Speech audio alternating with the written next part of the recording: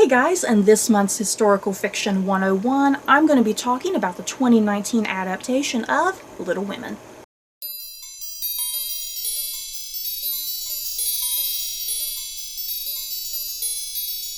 So, before I do head into my review and discussion on the 2019 adaptation of Little Women, disclaimer, I suppose. I'm probably going to get into some spoilers here. I'm not going to really be talking about every little thing about the movie because I'll be here forever, but yeah, probably some spoilers. So if you've not seen the 2019 adaptation of Little Women, you might want to stay clear of this and come back at a later point.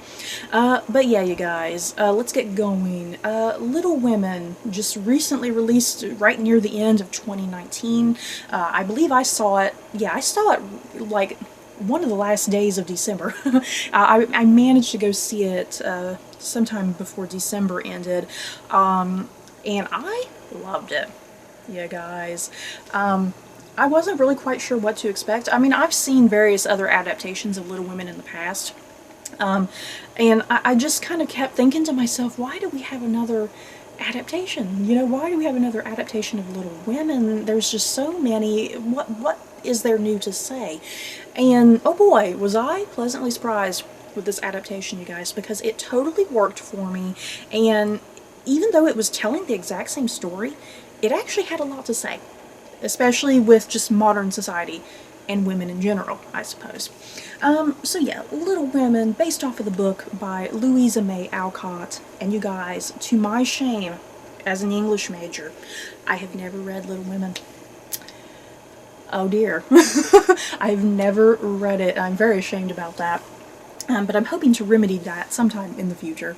So yeah, Little Women by Louisa May Alcott. There's been a million adaptations of it over the years. I think one of my personal favorites is the one that was like in the mid-90s that had Winona Ryder and Kirsten Dunst and Christian Bale. I love that one. So yeah, let me look at my notes real quick because I don't want to forget anything here. So yeah, this 2019 adaptation, it was directed by Greta Gerwig, who also directed Lady Bird, which had Saoirse Ronan in it as well, and I loved Lady Bird, so I was pretty excited to watch this movie and see what Greta Gerwig was going to do with it, because she had a lot to say with Lady Bird, so I was like, hopefully she has something to say about this movie, and she did. So yeah, Little Women, following the story of the four March sisters, kind of their journey as like young teenagers into young women. It's a very classic story. I don't think I have to really go into too much of a synopsis about it, but yeah, taking place during the Civil War. You know, I always forget that Little Women takes place during the Civil War. That's always a detail that I forget. So yeah, this adaptation, you guys, like I mentioned earlier, this was just such a pleasant surprise because Greta Gerwig definitely had some things to say about it, and she modernized it in such a beautiful, compelling way, I think. But before I kind of get into some of those things, yeah, the things that I really enjoyed about this movie, it was just a gorgeous film. It was beautifully directed and filmed, and the locations, yeah, great writing, great directing, casting, locations, beautiful costuming, you guys. I think the costuming of this was just absolutely gorgeous. And what's interesting about the narrative approach that Greta Gerwig does, she doesn't tell the story in a linear fashion, because if I'm not mistaken, every other adaptation of Little Women has always been a linear narrative. And this is not done in a linear narrative at all.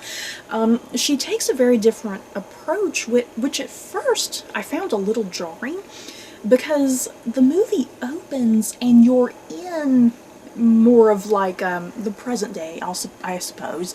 You know, where the March sisters are older now. They're older, they're doing their own various different things in life. Yeah, they're not living at home anymore. So yeah, at first I found that very jarring, that we were starting, you know, at the end of the story, essentially. Because I was thinking, wait a minute, is this not going to be telling their story, you know, as teenagers, you know, as it's leading up to them becoming young women, you know? I was like, are we not getting that at all?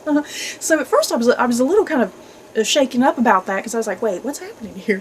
But then, yeah, once you establish where all the March sisters are at in their current predicament of life or whatever, once you establish all that, then Greta Gerwig goes back. She essentially tells the rest of the story through flashbacks and shows the March sisters as teenagers and their relationship with one another and everything going on during the Civil War, and yet everything leading up to where they are in the present, I suppose.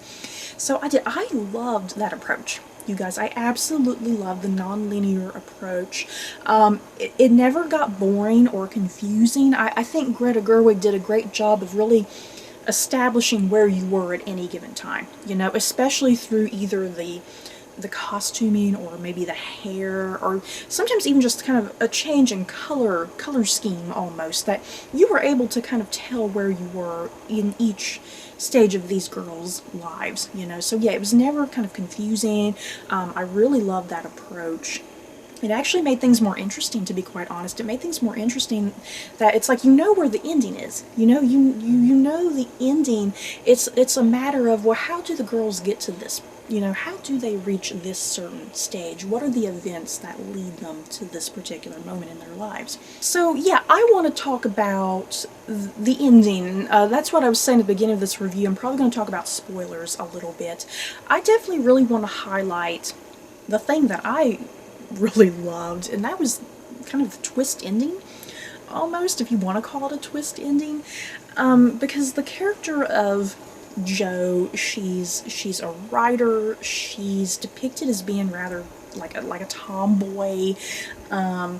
She's not as ladylike as her sisters, and she has other goals that she wants to achieve in life. And yeah, she doesn't particularly want to get married or have children or anything.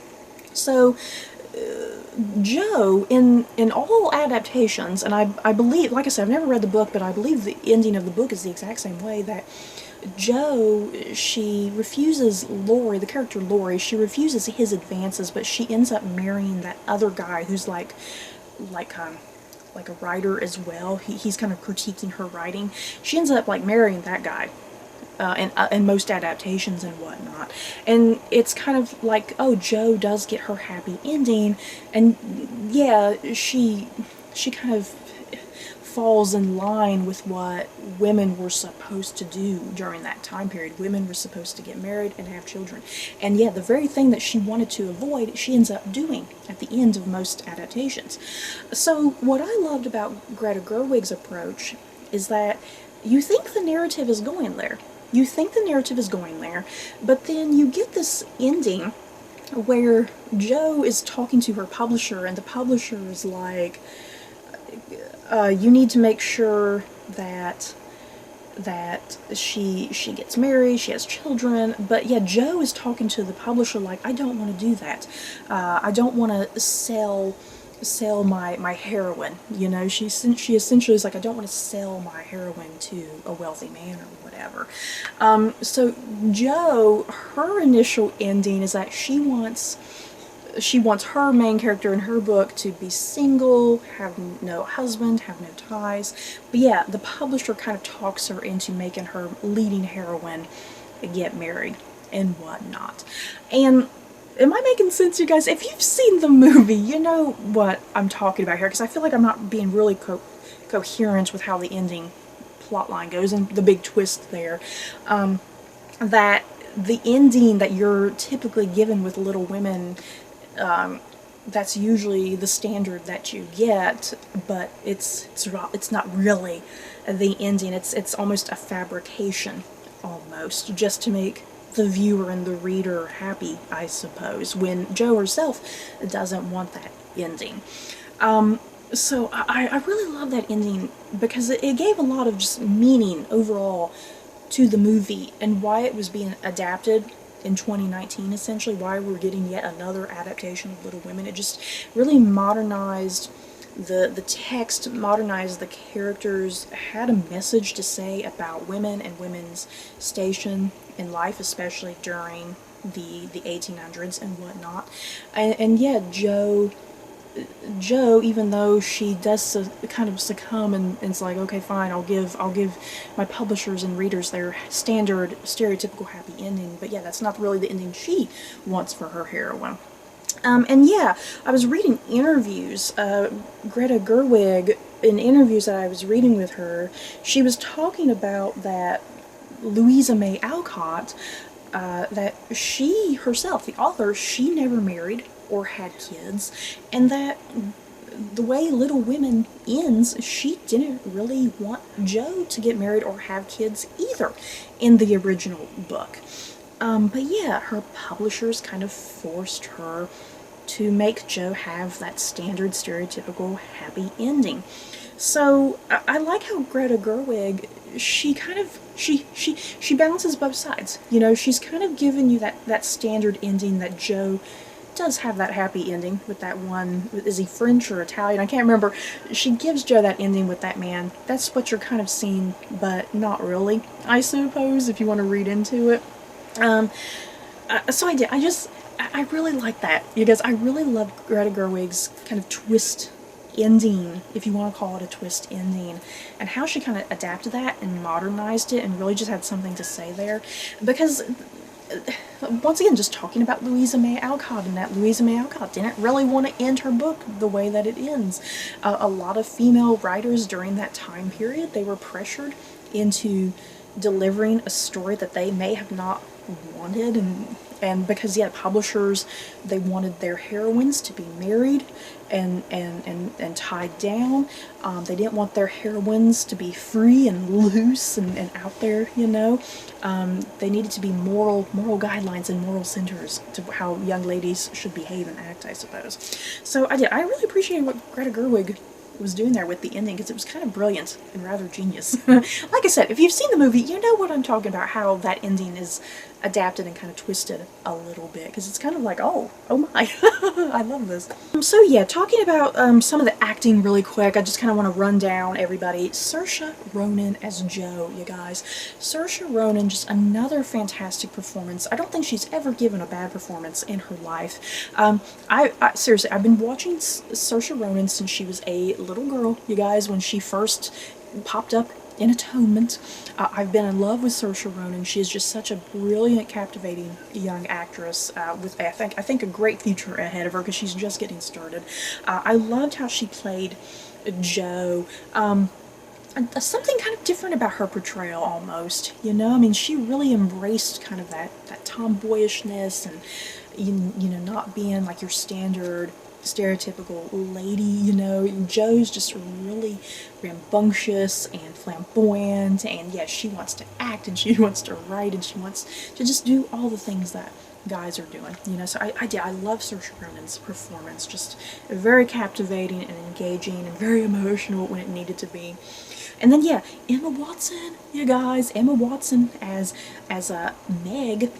Out of all of the actresses in this cast, I do think Emma Watson was actually the weakest, you guys, which might be a shame to say, but I do think Emma Watson was the weakest with her performance. But I do think Emma Watson still did fantastic with the role of Meg, because yeah, Meg is supposed to kind of be, you know, the center of the group almost. You know, she's supposed to, because I believe she's the oldest sister, right? She's supposed to be the one who's practical and rational. She has a lot to really do and live up to, and keep all of her sisters in line, essentially. So she has a lot of weight and responsibility on her, and I do think Emma Watson portrayed that really good, and I felt for her. I sympathized with Meg when I needed to. So yeah, I loved Emma Watson. It was nice to see her in something very different, you know, very different for her. And then I think, you guys, one of the highlights for me, I was really surprised with this, because I mean, I really expected to just really be into Saoirse Ronan and love Jo, but a huge just thing for me that I wasn't anticipating was Florence Pugh, who played Amy, you guys. This character, Amy, this performance by Florence Pugh, this was just one of the most just outstanding performances, and something unexpected for me. I wasn't expecting to love Amy as much as I did. Amy, I think this movie made Amy my favorite character, you guys, because I think I usually love Jo the most in most adaptations. And yeah, this movie made me love Amy as a character. I I think it did a fantastic job of really exploring her character and explaining why she is the way that she is, and why she acts the way that she does a lot of times. And yeah, I mean, I really loved her relationship with Lori, you guys, because I'm usually a Joe and Lori shipper. Okay, I'm usually a Joe and Lori shipper, and I'm always upset when Joe and Lori don't get together. I'm always upset. So yeah, Amy and Lori get together, which I think usually I do not like, and so I was all into Amy and Lori, you guys. I was like, hell yes, I am loving this. And I just think they really explored the character of Amy very, very well in this particular movie, and really enhanced and fleshed her out to a point that she's one of the more interesting characters, I think. Next up, we have Eliza Scanlon, who played Beth. Beth is usually the pure one. She's the pure one. She's the innocent one. She is the best of all of them, essentially. Because then, yeah, when she dies at the end, it's devastating. You know, it's devastating for the sisters, and then also for you, the viewer, as she dies. And I tell you what, Eliza Scanlon, I wasn't quite sure what to make of her performance, because prior to seeing her in this movie, the only other thing I've seen her in, she was in the Sharp Objects miniseries, which starred Amy Adams. And in Sharp Objects, Eliza Scanlon's character, she was a bitch. She was one evil, conniving bitch. And if you've seen Sharp Objects, you know what I mean. Once you get to that end of that miniseries, it's like, wow. But the thing is, Eliza Scanlon, she was amazing. I freaking loved her in Sharp Objects. So yeah, Little Women, I wasn't quite sure what to make of her, because I was so used to her performance and just how she was in Sharp Objects. And Little Women is a complete turnaround for her acting. You get to see a completely different side of her acting, because like I said, Sharp Objects, she was just one evil, conniving bitch in that. And yeah, Beth, like I just mentioned, Beth is pure and innocent, and she's the best of the March sisters. So yeah, a complete turn of character, and I think that was great for Eliza Scanlon. You know, to be quite honest, I think that was perfect for her. Like, hey, you saw me in Sharp Objects being this way, but now I'm going to be this way playing Beth. And I think that worked. That dichotomy was just perfect, I think. And it was great to see her performance with that. And yeah, who hates Beth? She's the best. Beth is just the lovable one. And then, yeah, when she dies, it's like, oh, why, cruel world, why? Last on my list, I have Timothée Chalamet, who played Laurie. I'm not going to lie, you guys. I do like Timothée Chalamet. I don't dislike Timothée Chalamet at all. Yeah, I liked him in Lady Bird. And then most recently he was in Netflix's The King, where he played King Henry V. And the thing is, the couple performances that I've seen from Timothée Chalamet, I've just not been blown away with him. A lot of people, because I think he was nominated for that one movie, Call Me By Your Name. A lot of people just really go on and on about Timothée Chalamet and how much they love him, and I've just not really been impressed with him, to be quite honest. Like I said, I don't dislike him at all. I do like Timothée Chalamet just fine. So at first, when I found out Timothée Chalamet was going to be playing Laurie, I was like, I don't know, you know, I was like, I'm definitely going to need to see this in action. And I was very pleasantly surprised with Timothée Chalamet's performance, you guys. I think the role of Laurie totally worked for him. He was perfect in this role. And I really felt like I got to see a lot of range with him. I got to see so much range with him that I feel like I didn't get to see with his performances in The King or in Lady Bird, for instance. Like I said, I've not seen Call Me By Your Name, so I can't really judge how his performance was in that. But yeah, the couple things I have seen him in, I just feel like he just never really showed a lot of range, that he was just always really dark and brooding, you know, and kind of monotone. And I feel like this performance as Laurie, I really got to see a lot of range from him and a lot of emotion, and I could read a lot in his face and his body language specifically. So I loved Laurie in this. He was definitely a highlight for me, and like I already mentioned, I was totally shipping him and Amy, you guys, which was totally unexpected for me. I was like, wait a minute, I am shipping this. What is wrong? What is wrong with the world? I need to be shipping Lori and Joe. So yeah, Timothy Chalamet, definitely another highlight. I think along with Florence Pugh, they were definitely my favorites. So you guys, that is it for my review of the 2019 adaptation of Little Women. In the comments below, have you guys seen this latest adaptation? Did you love it? Did you hate it? How did you feel about it overall? And yeah, that ending, like I said, I can gush about that ending forever. And yeah, who were some of your favorite performances? Just let me know all your thoughts down below. So that's it for this video. Don't forget to like, comment, and subscribe. And if you like this video, you may like these other videos. Bye guys.